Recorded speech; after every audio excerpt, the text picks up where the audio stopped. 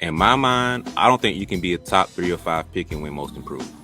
That's just how I feel about it.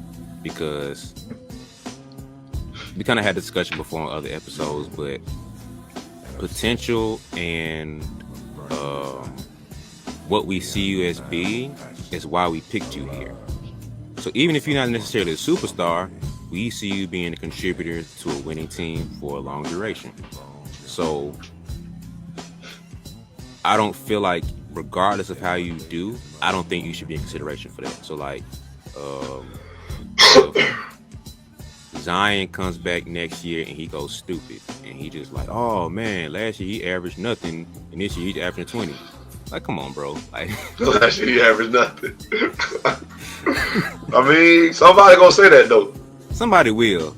It's just like, man, go home, bro. Like you lost all credentials from like ever in basketball. But you know what I mean? Like on a serious note, it's like you're gonna see people where it's just like, this player didn't get like Markel Fultz probably a better example. Oh man, he was in a rough situation in this team, and now he's flourishing on this team. It's really just minutes and opportunity most of the time. Like he just didn't fit here in this organization. He transitioned and fit here. Now he's looking like what we saw him being. Is that Right. improvement or is it just a better situation? That the same Exactly. player, is it really improving? That's my biggest thing. So like I think sometimes to get the most improved to a player who just had more opportunity. He's not better. It's just the same guy with the leash off of him now.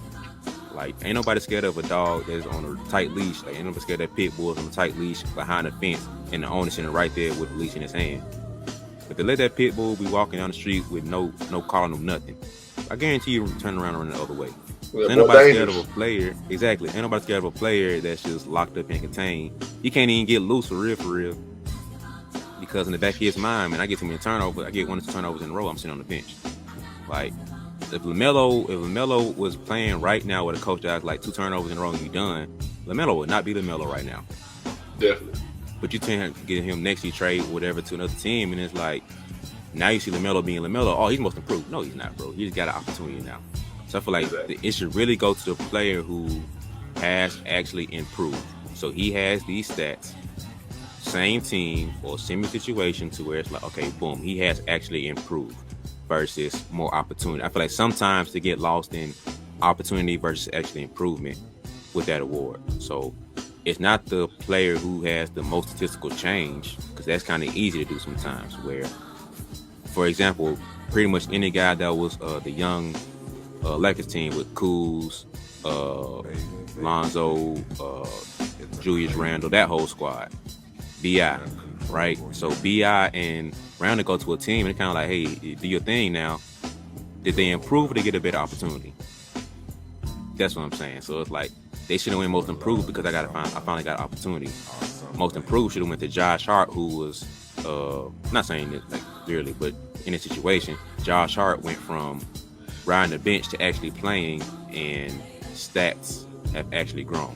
So yeah, he playing here and there. Minutes is this, stats are this.